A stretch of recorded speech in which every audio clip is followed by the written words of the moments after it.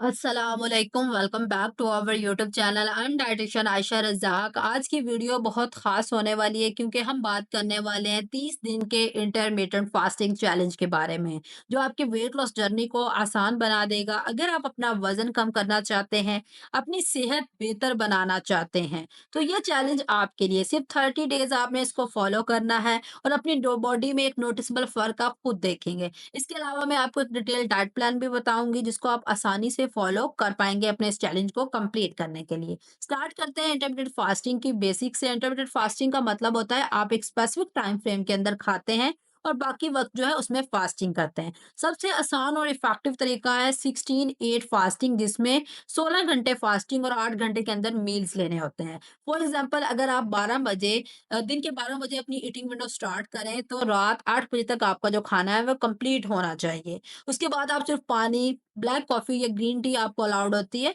बाकी आपकी ओवरऑल जो मील्स की है वो फास्टिंग स्टार्ट हो जाती है। अब फास्टिंग के क्या बेनिफिट्स हैं? क्या ये सिर्फ वेट लॉस के लिए बेनिफिशियल है या इसकी बॉडी पर और भी कोई पॉजिटिव इफ़ेक्ट हैं? तो इस चीज़ को देख लेते हैं। तो फर्स्ट ऑफ ऑल, जब आप फास्टिंग स्टार्ट करते हैं तो आपकी बॉडी में जितना भी स्टोर्ड फैट है वो बर्न होना स्टार्ट हो जाता है, जो कि वेट लॉस के लिए बहुत ज़्यादा बेनिफिशियल है। मज़ीद अगर बात की जाए तो फास्टिंग में आपका जो मेटाबॉलिज़्म है वो बूस्ट होता है। इसके दौरान आपकी बॉडी जो है वो इंसुलिन लेवल्स को रेगुलेट करती है, जो कि फैट बर्निंग प्रोसेस को मज़ीद तेज़ कर देता है। इसके अलावा इंटरमिटेंट फास्टिंग जो है इंसुलिन सेंसिटिविटी को इम्प्रूव करता है, जो कि शुगर के पेशेंट्स के लिए बहुत ही अच्छी चीज़ है। उनमें मेन इश्यू इंसुलिन रेजिस्टेंस का ही आ रहा होता है, तो ये उसके लिए एक अच्छी चीज़ है।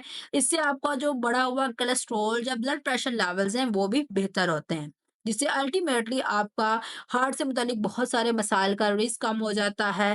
फास्टिंग के दौरान आपके ब्रेन को एनर्जी ज़्यादा मिलती है, जो कॉग्निटिव फंक्शंस को भी इम्प्रूव कराती है। इट्स मीन्स कि आपकी जो मेंटल हेल्थ है, आपको जो फोकस है, क्लैरिटी है, कंसंट्रेशन है, वो सारी चीज़ें बेहतर होती हैं। इसके अलावा जब आप अपनी बॉडी को एक ब्रेक देते हैं, तो आपका डाइजेस्टिव सिस्टम भी बेहतर काम करता है, आपकी ब्लॉटिंग जो है वो भी कम होती है और जो आपकी बॉडी में जितने भी डैमेज सेल्स हैं, वो रिपेयर होना शुरू हो जाते हैं। एक एंटी एजिंग बेनिफिट्स भी इसका जो फास्टिंग है वो आपको देता है। तो इसको ज़रूर ट्राई करें, ये आपके लिए बहुत ही बेनिफिशियल है आपकी ओवरऑल हेल्थ के लिए। अब प्लान की बात कर लेते हैं। इंटरमिटेंट फास्टिंग जब आपने स्टार्ट करनी है, इस चैलेंज को स्टार्ट करना है, तो इसमें किन चीज़ों का ध्यान रखना? तो ये बेसिकली 4 वीक्स पर एक मुश्तमिल आपके पास प्लान है। इसमें फर्स्ट वीक में आपने अपनी जो फास्टिंग और ईटिंग विंडो है इसको 12-12 आवर के हिसाब से रखना है। 12 घंटे आप खाएँगे, 12 घंटे आप फास्टिंग करेंगे। अपनी बॉडी को एक फास्टिंग की आदत डालनी है अपने इस वीक में।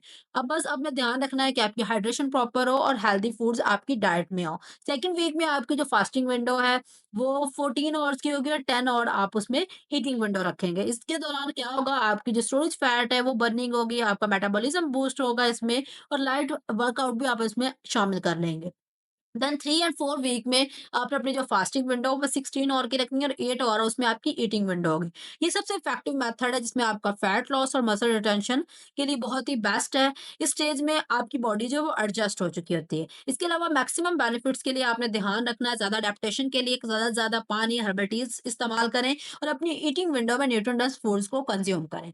अब बात करते हैं कि इसमें आप कौन-सी चीज़ें खा सकते हैं ड्यूरिंग ईटिंग विंडो। जो आपकी ईटिंग विंडो होगी इसमें आपने क्या-क्या खाना है। तो इसमें फर्स्ट ऑफ जो चीज़ है हमारे पास, आपके जंक फूड, प्रोसेस्ड फूड और सॉफ्ट ड्रिंक्स के लिए बिग नो है। वो आपने अवॉइड करनी है, वो आप अपनी ईटिंग विंडो में नहीं लेंगे। अब आपने जो इस्तेमाल करना है ज़्यादा से ज़्यादा अपनी डाइट में आपने ट्राई करना है कि हेल्दी प्रोटीन्स को ऐड करें, कॉम्प्लेक्स कार्ब्स को ऐड करें, हेल्दी फैट्स को जैसे कि बादाम हो गया, ऑलिव ऑयल हो गया, एवोकाडो हो गया, इस तरह की चीज़ें ऐड करें और ज़्यादा से ज़्यादा फ्रूट्स और वेजिटेबल का इस्तेमाल करें, क्योंकि ये हाई इन फाइबर और विटामिन्स होते हैं जो कि आपकी हेल्थ के लिए बहुत ही बेनिफिशियल है। अब बात करते हैं डाइट प्लान की, जिसको आपने 30 डेज़ फॉलो करना है। इसमें आपको मैं हर टाइम के लिए 3-3 ऑप्शंस दूँगी।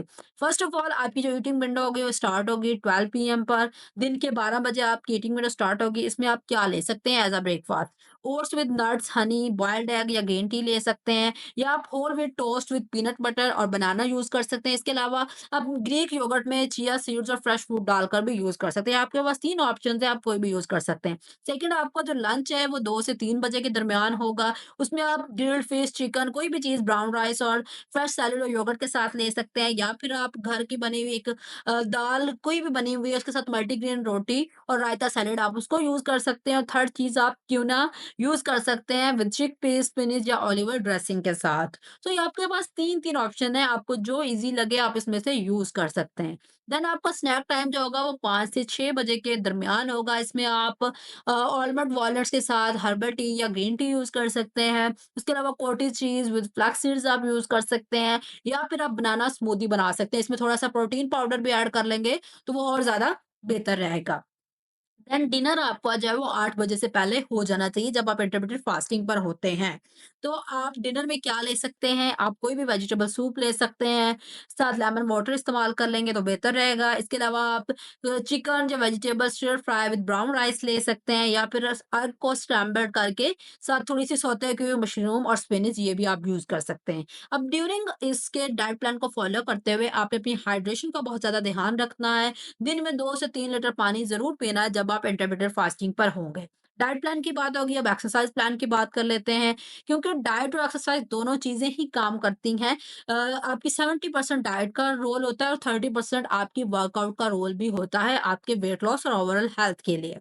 तो फर्स्ट ऑफ ऑल तो रोज़ाना आपने 30 से 45 मिनट की मॉर्निंग वॉक या लाइट स्ट्रेचिंग को अपनी रूटीन में ऐड करना है।